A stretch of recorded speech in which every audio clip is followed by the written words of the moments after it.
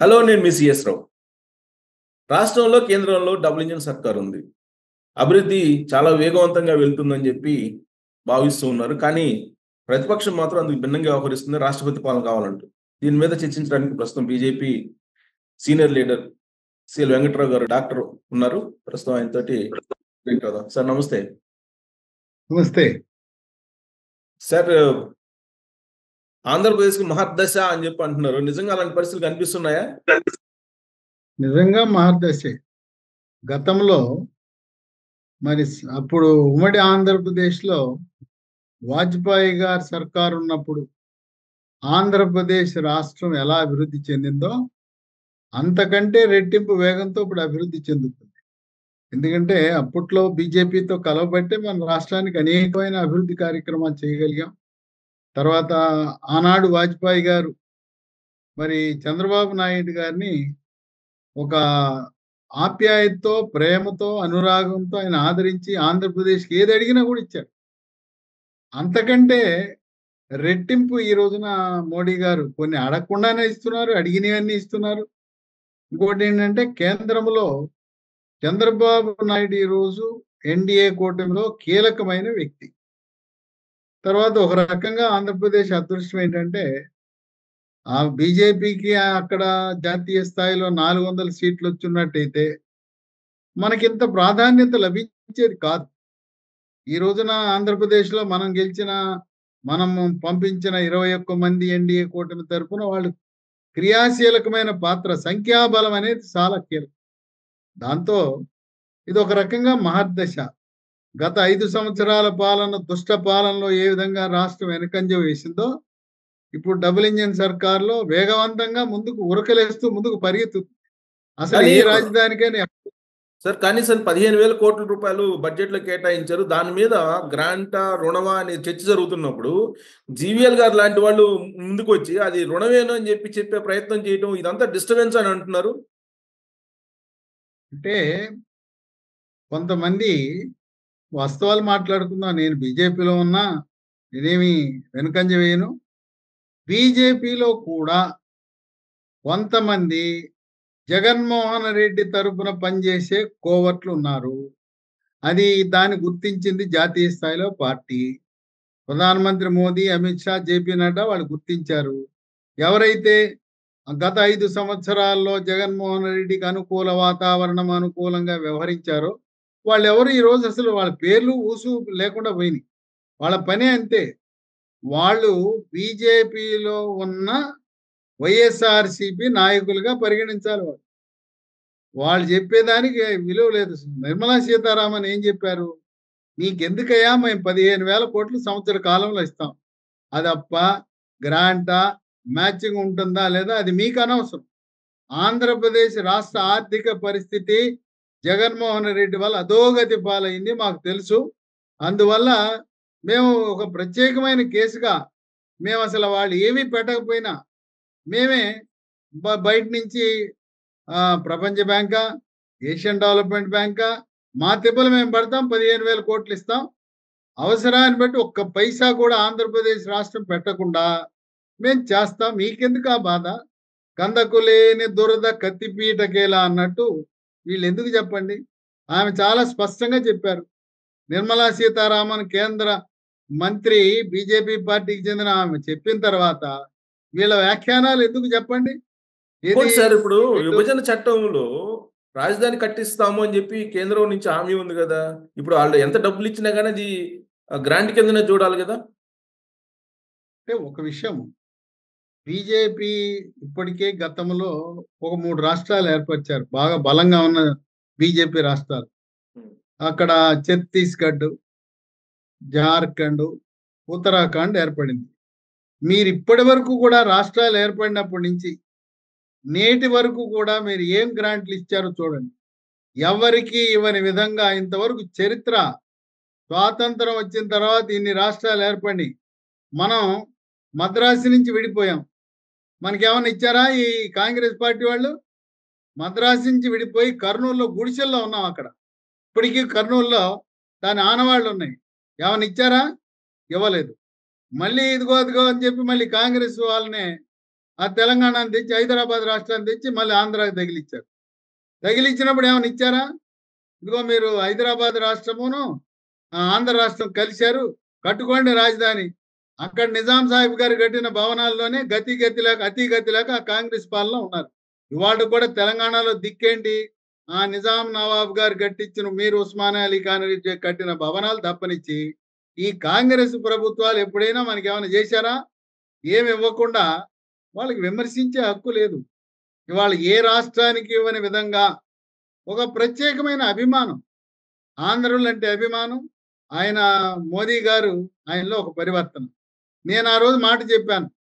బాలాజీ పాదాల చెంత ఢిల్లీని తలదన్నేలా రాజధాని నిర్మాణం చేస్తానని పక్కన ఎవరున్నారు? కుడి పక్క చంద్రబాబు నాయుడు, ఎడం పక్క పవర్ స్టార్ పవన్ కళ్యాణ్ ఉండగా చెప్పిన మాటలు నిజం చేయటం ఆ రోజు అవ్వలేదు. ఇప్పుడు దాకా మరి ఎక్కిరిస్తూ వచ్చారు చాలా మంది. ఇవాళ దాన్ని నిజం చేశాడు. ఏ రాజధానికి ఎవరికి ఇచ్చారు చెప్పండి? ఇవాళ ఈ 15,000 కోట్లు ఇక్కడితో ఆగలా. మొదటి సంవత్సరంలో 15,000 కోట్లు. మనకు పెద్దలు చెప్పిన సామెత ఉంది. వడ్డించేవాడు మనవాడైతే ఎక్కడ కూర్చుంటే ఏ మూల కూర్చుంటే ఏంటయ్యా అన్నట్టు ఈ సంవత్సరం అసలు జీతాలు ఇవ్వగలుగుతారా? ఎవరుగా చంద్రబాబు నాయుడు కాకుండా, డబుల్ ఇంజిన్ సర్కార్ కాకుండా, కూటమి కాకుండా 7,000 రూపాయలు ఇచ్చాడు మహానుభావుడు చంద్రబాబు నాయుడు. ఆయన చదివింది ఆయన ఎకనామిక్స్, ఆర్థిక శాస్త్రంలో చదివాడు గనక ముందే లెక్కలేశాడు.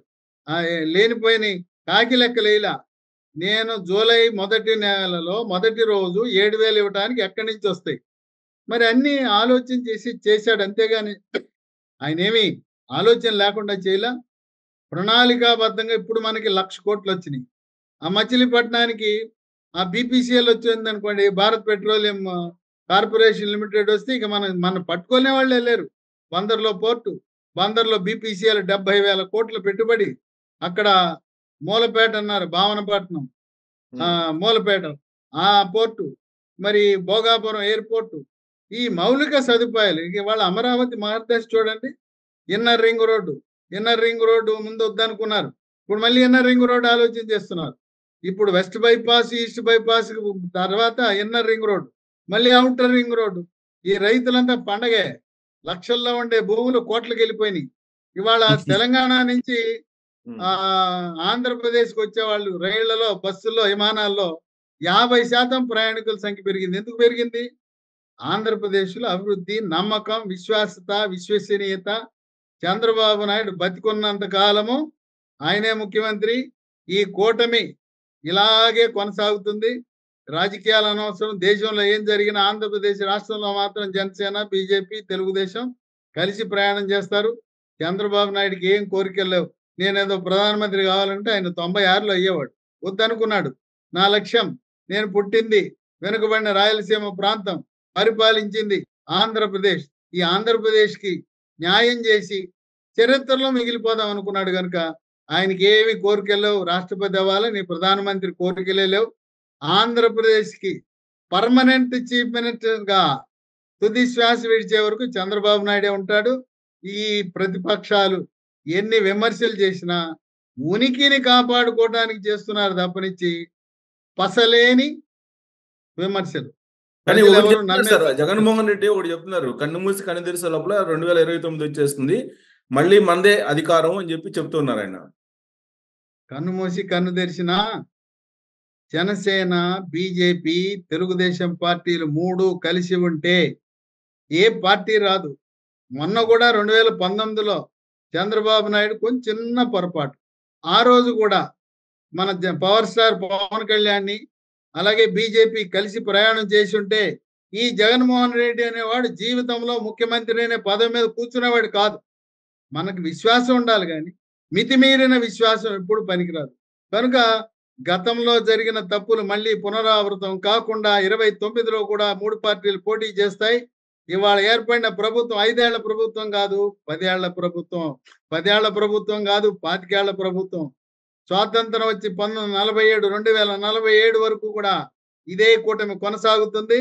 మొత్తం లైఫ్ టైం, బతికున్నంత కాలం, ఆఖరి వరకు కూడా ఆయన ఒంట్లో ఓపుకున్నంత కాలం చంద్రబాబు నాయుడే శాశ్వత ముఖ్యమంత్రి ఆంధ్రప్రదేశ్ రాష్ట్రానికి అని మీరు చెప్తున్నారు సార్.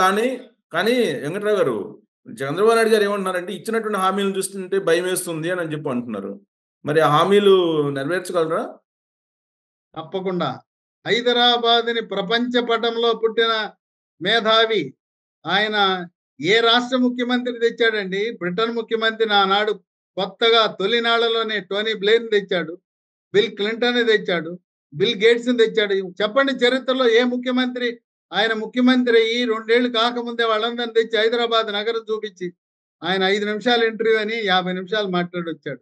వాళ్ళని తెచ్చి అంతకుముందు హైదరాబాద్ ఎక్కడ అని అడిగేవారు. హైదరాబాద్‌ని ప్రపంచ పటములో పెట్టిన మహనీయుడు చంద్రబాబు నాయుడు.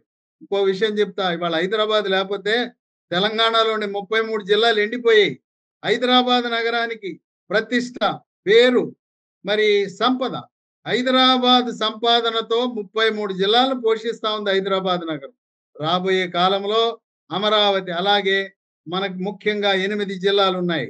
ఉత్తరాంధ్రలో 3, రాయలసీమ 4, దాంతో పాటు ప్రకాశం కూడా రాయలసీమ లాంటి పరిస్థితే. ఆ చిత్తూరు, కడప, కర్నూలు, ప్రకాశం ఆ 4తో పాటు ఇది కూడా 8 జిల్లాల అభివృద్ధికి మనం అమరావతి యొక్క సంపద ఉపయోగపడుతుంది. మనకు సహజ సంపద ఉంది. దేవుడిచ్చిన సముద్రం ఉంది. సముద్రంలో ఓ పక్క చేపలు పట్టుకున్నాం, ఫిషింగ్ హార్బర్‌లు, మరో పక్క పోర్ట్‌లు. ఇక అసలు మనల్ని ఎవరు ఆపేవాళ్ళు లేరు.